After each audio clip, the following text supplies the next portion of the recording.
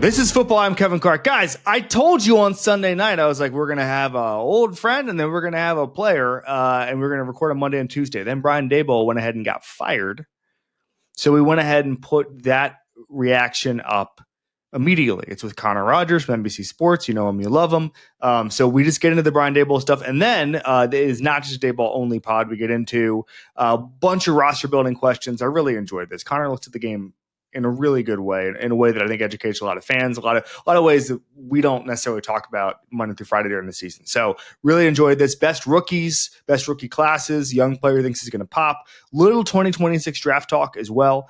Quarterbacks and just kind of what teams' plans are right now. I really, really enjoyed it. As a reminder, This is Football is presented by ESPN Bet Sportsbook. Download the app today. 21 plus. Gambling problem? Call 1-800-GAMBLER. Ladies and gentlemen, Connor Rogers. Connor Rogers is here. You know him from Fantasy Football Happy Hour. You know him from NBC Sports. You know him from Jets coverage. You know him from podcasting. And I'm so happy, Connor, because I kind of feel like when you come on any show, when it's national, someone has to open up with, well, the Jets. What are just your quick thoughts of course. on the Jets? Just real quick, the job Aaron Glenn is doing. And by the grace of God, by the grace of the football gods, you get to talk about another mess in New Jersey. Brian Daboll has been fired. This felt obvious. This could have happened after Denver. This felt obvious going into Monday. I thought it was going to happen. I was actually surprised. Like normally your phone kind of starts buzzing and people are saying, oh, who would make sense for this? I found out like 20 minutes later when I saw a Schefter text, like a tweet, it just didn't feel like a bomb going off because it felt so inevitable. So I have a lot of thoughts on this. Let's start here. Where do the Giants go from here? Man, right. That's the golden question, because it sounds like from their PR statement that Joe Schoen is going to be leading the head coach search, which unbelievable really just doesn't make you feel good going forward. There's no way around it, right? It's ironic because their rookie class this year has played really, really well, especially obviously before Cam Scadaboo got hurt. But there's so many at-large problems from Joe Schoen from top to bottom with the roster that it's bizarre to me to frame it that way. Moving on from Brian Daboll, as much as the Giants probably didn't want him to do it in season, isn't surprising. I think everybody kind of knew this was the inevitable. I think the issue at hand is, why did you come out and say now, unless you really mean it, that Schoen is going to be leading the head coaching search? It just felt like a great opportunity for this organization to wipe the slate clean.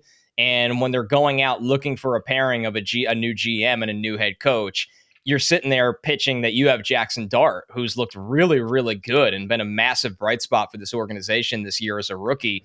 And now it's not that Joe Schoen won't have hiring power, because there are good things about the Giants, despite how much of a mess they have been record-wise over the years. It's that you're just passing up the right opportunity to get everybody on the same playing field. Everybody aligned is the most important thing. So we'll see what what the coaching cycle looks like. The big names will probably be, Jesse Minter from the Chargers, I think will get interviews. If they want to go the offensive guy route again, I think Cliff Kingsbury is going to get interviews. We'll see if the Browns move on from Kevin Stefanski. That was a disaster for them yesterday. I think Stefanski gets a job a day after he's fired, because I just think he's viewed that highly in the league. So yeah, I think I just don't understand it from the top why Joe Schoen is leading this coaching search at the moment. I don't understand. It was funny.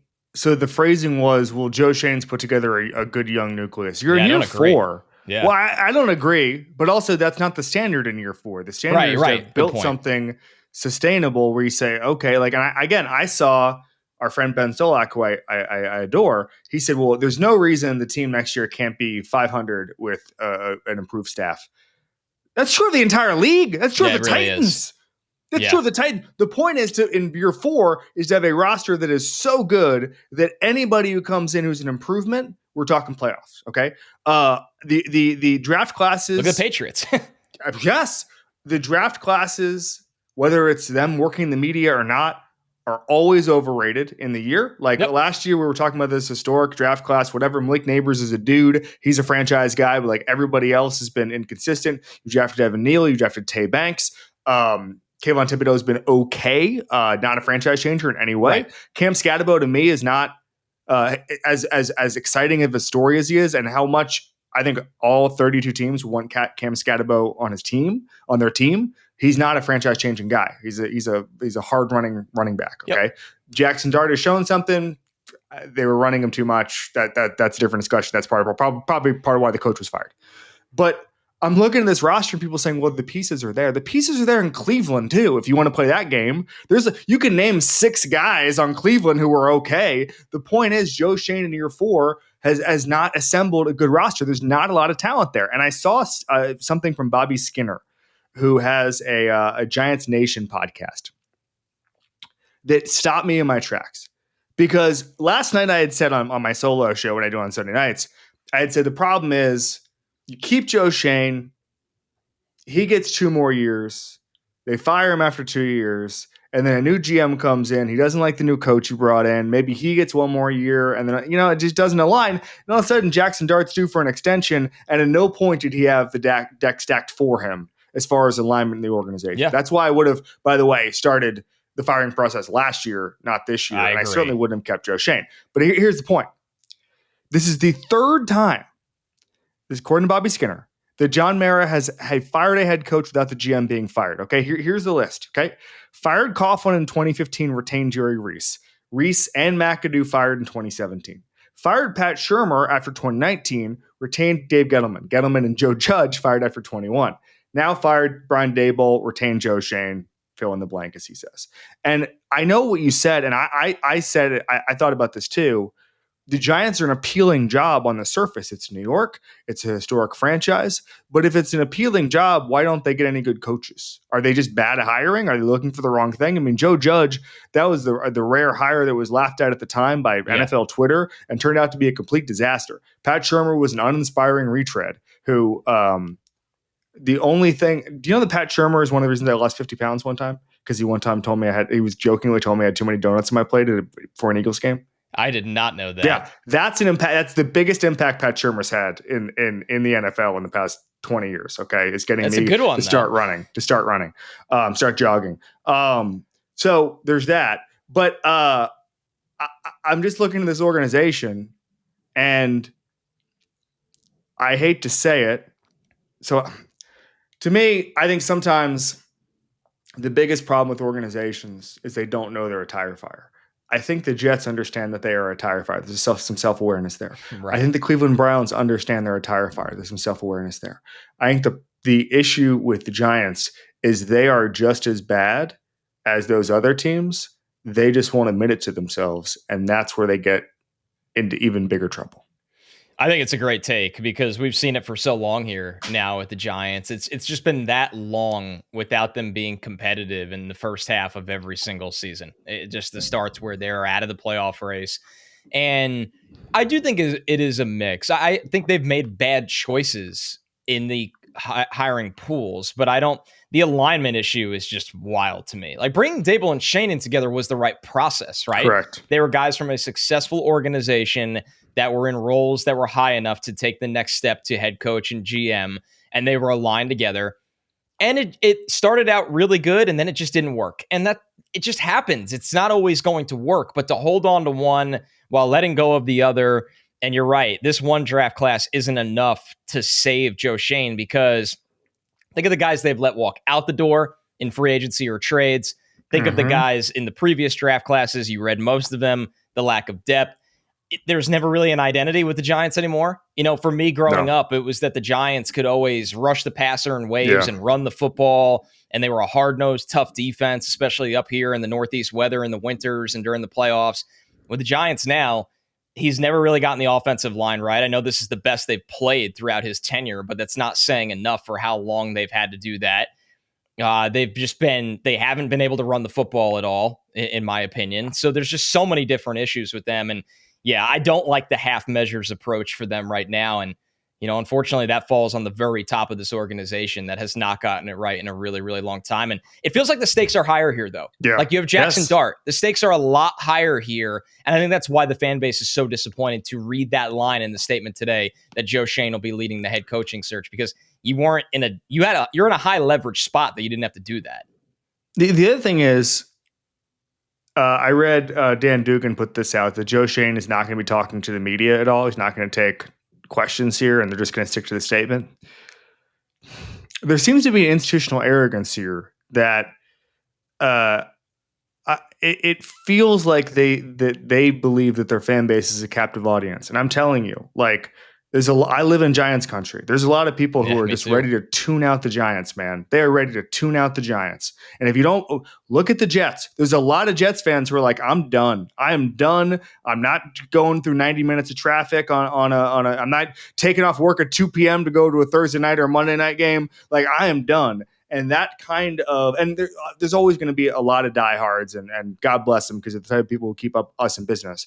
But there gets to be a switch that people just turn off and they say, I don't want to watch this team anymore. And I think that the Giants fan base, the Giants franchise probably thinks that's an impossibility because of the history that they have. But I'm telling you, like, have you ever seen Mike Francesa's tweet about the Giants, the free Diet Pepsi thing? Yes. Where he literally, in one of the lines was, drove off the most loyal fan base in football with PSLs. Like, that started it. And then you've given them nothing since. I'm hoping, like you said, the stakes are high. I'm hoping that they get this right for everybody's sake. The only thing that hopefully is going on behind the scenes is that Shane has sold them on a plan that they truly believe in. Not that I'm buying that right now, but that he has his eyes on somebody out there that he's going to be aligned with, and they're going to build the team a certain way. But I still, even being sold that plan right now, if you're the Mara family, it just doesn't. You just didn't have to do this. This is betting is brought to you by ESPN Bet Sportsbook. Bet $10 to get $100 in bonus bets when you use code Clark. 21 plus. Gambling problem? Call 1-800-GAMBLER. All right. Interesting one between the Packers and the Eagles. Monday Night Football. We kept talking about all these NFC games. Oh, this is supposed to be the NFC game of the year, but Jaden Daniels got hurt. Talked about it on Sunday with Lions. This is the NFC game of the year, in my opinion. Okay? Two teams I think are frankly a cut above right now as far as being a Super Bowl contender. I mean, Dan Campbell just took over play calling duties on Sunday. Like, that's a little weird. But then again, the Packers have dropped some dumb ones. So anyway, Eagles at Packers. Packers are 1.5 point favorites at Lambeau. Electric atmosphere. It's going to be awesome. Give me the Packers. Give me the Packers this one. Couple things about it. Number one, I saw a stat that blew my mind. Packers have only given up 14 points in their losses. Any of the 2000 Ravens have given up fewer points per game in their losses since 2000. That's astounding that the Packers have played that well and just been inconsistent play from the offense. But guess what? The inconsistent play is going to turn around. I love Jordan Love. I love Matt LaFleur. By the way, I think playing bad teams has something to do with it. But as far as not a lot of points, but I also think that this Packers defense is athletic. Mike Parsons is the second most pressures in the NFL. I feel like this Packers team, Jordan Love gets hot and he goes on streaks. We saw it 2 years ago. Best quarterback in football of the second half. Starting again, Jordan Love. Give me the Packers at home on Monday night.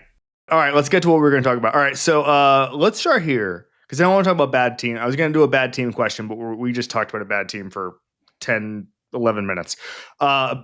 You do a great job on with your pod with Trevor, where you break down not only the draft classes but also just roster building and just taking a 30,000 foot view of everything, which I think is most useful because, frankly, this is a talent acquisition business. Absolutely. Like I think, not to get too in the weeds on this, I think that we attribute far too much to scheme in this business, and really it's about the players. And yesterday, looking at the Patriots and their draft class this year and how many hits they had, I think that had a lot to do with it, alongside Mike Vrabel telling everybody to do their job and stuff like that. I also think the fact that they have a lot better players certainly helps from last year. But anyway, that's neither here nor there. Best roster in football right now as it stands November 2025 is who? Man, this might surprise people, or maybe it won't, because where they stand right now, at least in the AFC side of things, I think I have to go with the Colts. I just think they can attack you in so many different ways on the offensive side of the ball. They have continuity on the offensive line. They are so deep at pass catcher because they have Pittman. Pierce has been excellent this year. He's one of the best vertical threats in the entire league. They have somebody that could eat up and would separate quickly in the short area of the field in Josh Downs. They have somebody that should be getting MVP votes in the backfield in Jonathan Taylor. And Tyler Warren is a slam dunk first-round pick from this draft. We had to pick on the NFL Stock Exchange, Trevor and I, like best returns for each round. And Tyler Warren was my first-round pick. I think they've gotten the best early returns with him because it allows them to look heavy on offense in certain personnel groupings and play heavy when they want, but they could also play as a lighter unit and throw the ball down the field out of those heavy personnel groupings. Steichen's a mastermind with their different personnel packages, and that's why he's gotten so much out of Daniel Jones this year.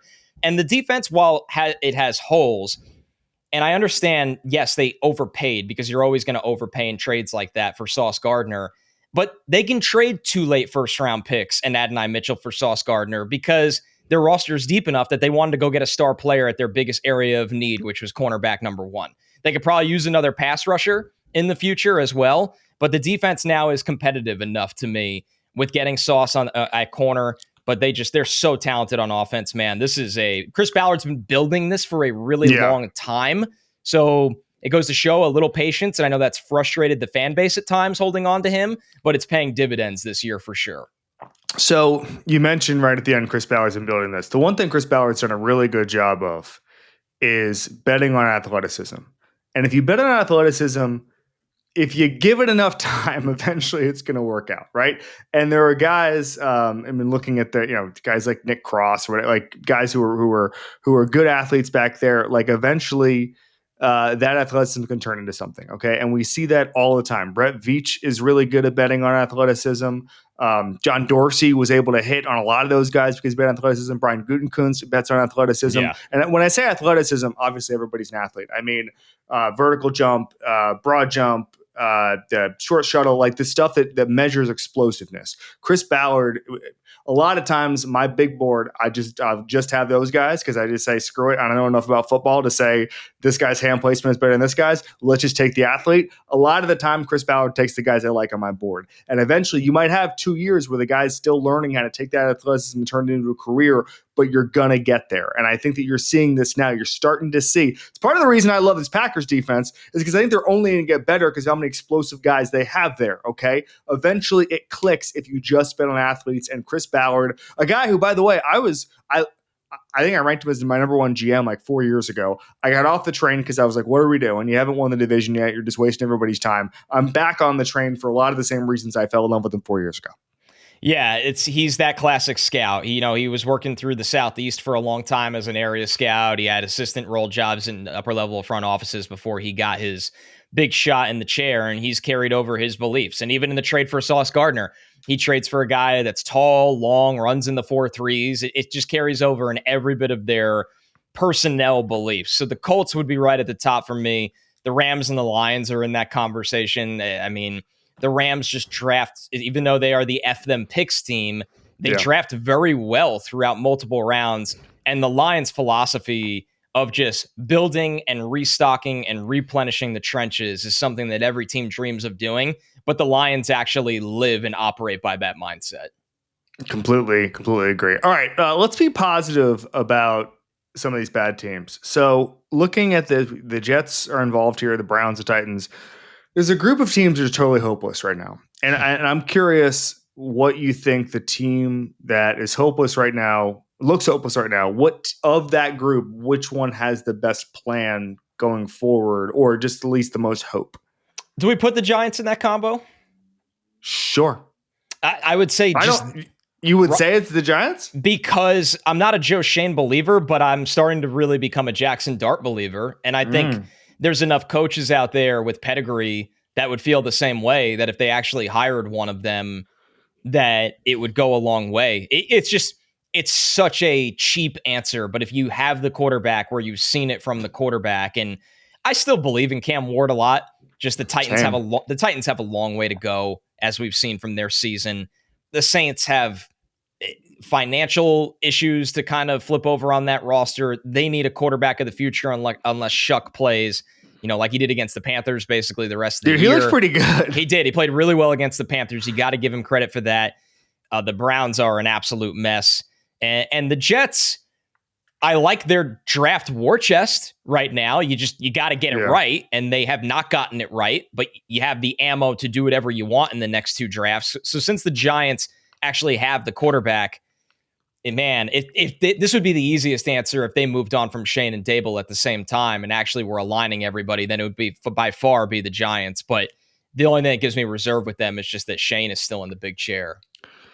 I think the Jets hitting the reset button with some of their veterans, I think that helps, and that shows you that they're committed. And sometimes ripping the Band-Aid off can be a very valuable thing, a necessary thing for a team like that. That again, like you talk about kind of getting caught between eras. By the time the Jets are ready to win, I mean, Sauce and Quinn, they might be on their next contract. You might have to pay them again. You know, they probably would be. Yeah, it might be 3 years from now where you're dealing with something else. So it's like, you know what, get value for them, get the picks, start rebuilding. Like the issue with long builds in football is careers just don't work like it's not baseball where you go, all right, well, we'll be good in 3 years. We're going to keep our first baseman and then he's going to be good. We're going to keep Mike Trout and he's going to be fine in 3 years. Right. Like, you know, it always happens in baseball and in basketball where there's like 2 guys who stuck with the entire rebuild. And, oh man, hockey's a big one. Oh, this guy was the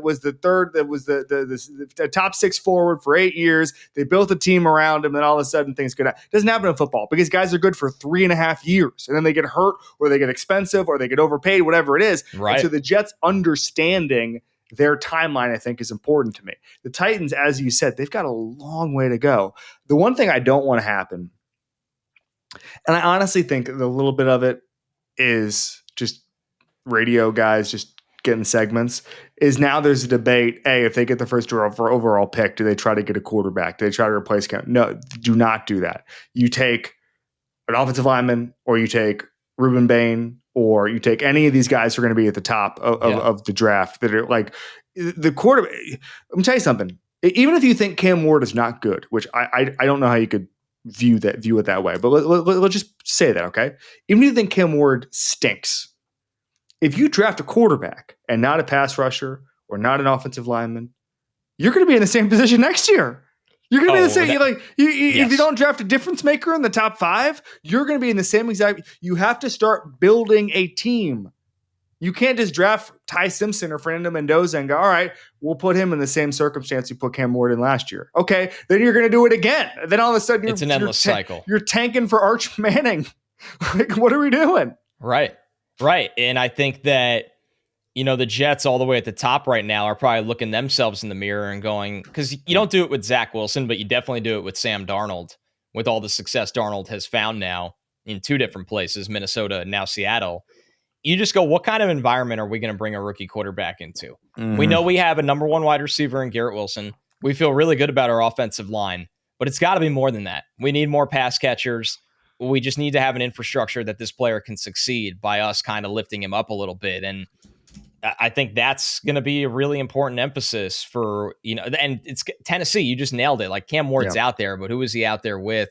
I would say right now, Cam Ward, and maybe this changes when I get to my final evaluations, I think Cam Ward was a better prospect than anybody expected to be in this next draft, if that was even a combo for them. Without a doubt. I mean, we don't know out of Fernando Mendoza, Dante Moore, and Ty Simpson who's going to actually declare. And could be no one. Somebody will, but it could be no one. But I would be surprised by the end of the process if I thought any of those 3 were significantly better prospects than what Cam Ward was coming out. I completely agree. All right. Best rookie class right now. The Giants had it rolling for a while. They did, because you had Abdul Carter's been fine. And then you had obviously Dart playing really, really well and Scadaboo giving them a big punch for sure. So they kind of take it away from there. But, you know, I really like what the Patriots have. And this is easy to say coming off of last week. They'd kind of been hiding Travion Henderson and Kyle Williams while Will Campbell and Jared Wilson have been starting for them on the offensive line. I think Craig Woodson, the DB from Cal, was a really, really nice find. But I think that the injuries forced the veteran coaching staff to let the skill player kids play. And you saw the explosive element that both Travion Henderson and Kyle Williams bring, one at running back, one at wide receiver. So I think this was a really, really big draft for New England to start to improve that offensive line. It's not a finished product, but just get faster on offense. They were just such a slow team on offense. And Drake May's a guy, as we could see, that could throw the ball down the field. You need the explosive run game. And I think Travion and Kyle Williams, if they lean on them, even when the veterans return, and Kayshon Boutte and Ramondre Stevenson, even if they lean on them a little bit at times, they'll kind of reap those rewards. It was interesting to watch Henderson and Williams on those explosives yesterday because they both of them were like college plays where they beat a guy and then no one caught up to them. There's nobody in the frame. They were just gone. It was like watching a Big 12 game. And that just shows you what happens when you add dynamic playmakers into an offense with a guy who can, like Drake May, who creates space. That was awesome. Here's an underrated one as well. And they're playing awesome, so it's not shocking. But Seattle did a lot of really good things in this draft, man. Gray Zabel is a great addition to the interior of their offensive line. Nicky Manwari's been getting more burn on the back end of their defense, and he could do a lot of different roles at safety. We've seen flashes from Elijah Arroyo as a pass catcher at tight end. And then Torrey Horton might be the steal of the draft in the 5th round. I don't understand how this happens, and I'm not going to sit here and tell you I had him as a first rounder, but I had him firmly in the 3rd round. He falls to the 5th round. A million wide receivers were taken over him that weren't even half the player he was in college. And then they traded for Rashid Shaheed now, so he doesn't need to be this star for them as a rookie. But before they got Shaheed, he was making big plays in that pass game and Kubiak's pass game. So Seattle, I tip my cap to the way Schneider has been able to kind of flip things over from a previous era, that they got a great coach in Mike McDonald. They got a really good offensive play caller in Clint Kubiak, and now they're getting younger and athletic and more explosive throughout their drafting. All right. To that end, a young player who has not popped yet, who you think is still going to pop. This could be from this draft class, could be from last year's draft class. It could be from like just you know the definition of a young player is. Give it to me. Nick Scorton on the Carolina Panthers. Oh, yeah. Gets no love. Yeah, right. A lot to love. He was a 1st-round player for me. They got him at pick 51. I really liked the value, and he's starting to really turn it on. He's got now 3 sacks over the last couple of weeks here. The pressure rate has been getting closer to what you want to see. He looks like their best pass rusher as that kind of stand-up edge that could also put his hand in the dirt and rush for with his hand in the ground. And he's just somebody to me that has the size, the strength. I don't know why he was so overlooked in this draft. If you told somebody 4 months ago that he'd have more sacks than Abdul Carter, they'd be like, how and why? I just don't think guys in the Panthers get the same kind of coverage and love. And I think Nick Scorton's going to be a really, really good one. And, it's funny. I thought he was ironically the best player in that A&M front last year, and nobody really cared about him as much as we saw being the 51st pick. But if Scorton ends up, say he ends up finishing this year with 6 or 7 sacks, he's got 3 already, and he's been really close. You could argue he should have 6. And would we be shocked if he's a 10-sack guy in year 2? And we're like, why did this pass rusher with size and strength go at 51? So a really good job by the Carolina Panthers getting value. They're another team. Like Tedero and McMillan looks really good in their 1st round. Scorton looks really good as their 2nd round pick. Some good things over there. I know they've been inconsistent, but there's positives over with that. Well, yesterday was a quarterback problem. So disappointing. And I wonder at some point if, I was talking about this last night on the show, but like committing to Bryce Young this year didn't cost you anything. You didn't have to extend him. You don't have to do anything crazy, but they should be in the market. Irony of ironies is they should be in the market for a Sam Darnold type this year. Having said that, they had Sam Darnold 3 years ago. And they didn't know what to do with him. Yeah, do they trade for Mac Jones? I hadn't thought about that. I know it's not exciting. Yeah. But Mac Jones, Southeastern guys from Jacksonville. Jacksonville guys love that's the North Florida, North Carolina bromance. It's all golf. It's all golf. That's where they all go to each other's golf courses. That's every time I'm talking to somebody in Jacksonville, we have a cabin in North Carolina. What? Okay. It's the same weather, guys. All right. The point is to have a cabin in different weather. I don't understand. Right. I don't understand. Change of scenery. Just stay in Florida.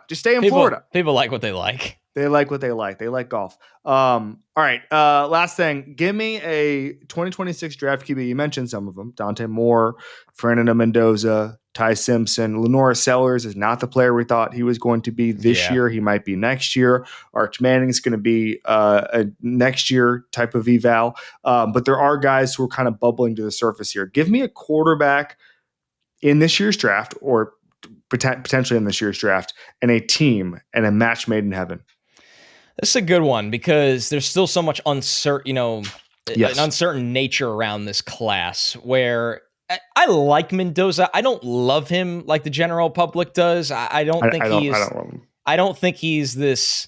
He's not your typical surefire 1-1, is what I would say. He's not even 100%. My number one. He's not my number one quarterback right now. Who is? I think I'm kind of starting to lean towards Simpson, but because I don't think Moore's coming out. For a while, I saw Moore with the most promise, but it seems like such a low percentage that Moore actually declares. Oregon obviously can pay him whatever they want. He can continue to develop, and that's a really good place to develop, as we've seen with multiple quarterbacks so far. So there's a lot of football left to be played, but if the Jets have to take a quarterback this year, which they shouldn't, but you never know the inner workings of these organizations. They could wait till 2027 when they also have 3 first-round picks. If they have to take a quarterback next year and they can find an actual bridge answer where this player doesn't have to play right away, I do like Ty Simpson to the Jets. I think he has the right DNA. I think he has the right mindset. The way he attacks the field, you have Tanner Engstrand coming from Detroit, and I'm not going to call Ty Simpson Jared Goff because that's not fair to either of them. But his mindset attacking the intermediate and deep areas of the field, and he has his misses. We saw this weekend. He's a guy that'll miss throws. He is a first-year starter. He was on the bench for 3 years, which is a really good thing at Alabama as a 5-star recruit. I love that. I don't have the same. Everybody's like, can you draft a 1-year starter anymore? Well, everybody's alignment and stories and transfer stories are different. I like that he's been at one program as a 5-star. But I think if anybody is going to kind of succeed there out of this group, I do like Simpson's fit with the Jets a lot. Can you put enough talent around him? He's really doing a lot of this without a great run game right now, which is so bizarre to say about an Alabama football team. So if he's the guy that ends up declaring, I just think he has the actual mindset and skill set that if they let him develop a little bit, don't throw him into the fire right away, I think it would have a legitimate chance to work out. Interesting. This might be unfair. He played so poorly and left so much meat on the bone against Florida State that I immediately dismissed him as a prospect. Your brain. It was horrific. How many?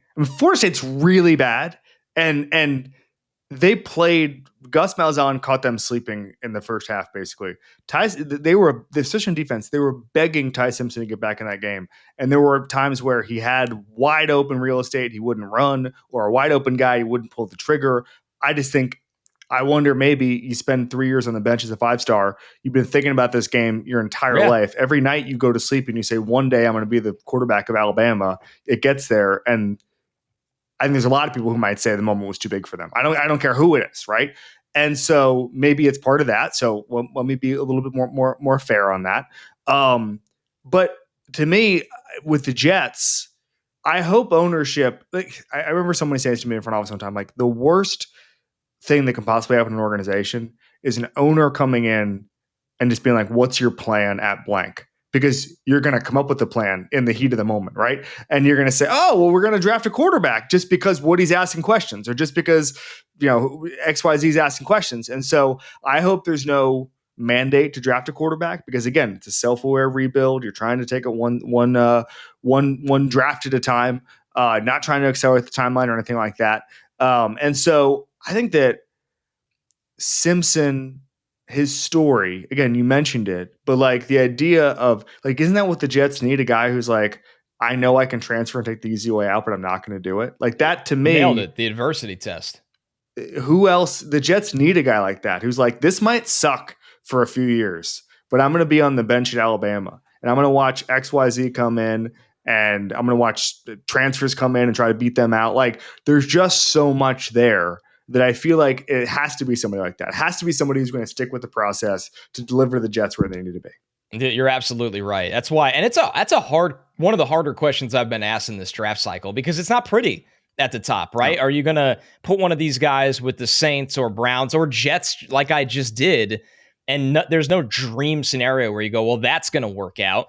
But I actually like that, Simpson has already passed a bit of the adversity test that we've seen with guys that have succeeded with second chances or whatever you want to call it. So I'm just fascinated to see what this class looks like, because there's a world where, say, it's just Mendoza and he goes to whoever team's picking the highest with the, which is a larger conversation, and then everybody's stockpiling, which is why the Jets probably made the moves they did.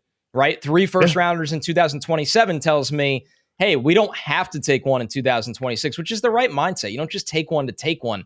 If you build a team for a guy in the 2027 draft, that's a fine plan as well, where the guy'd actually be walking into a decent rookie quarterback situation, which is not common in this league. Connor Rogers, thank you, buddy.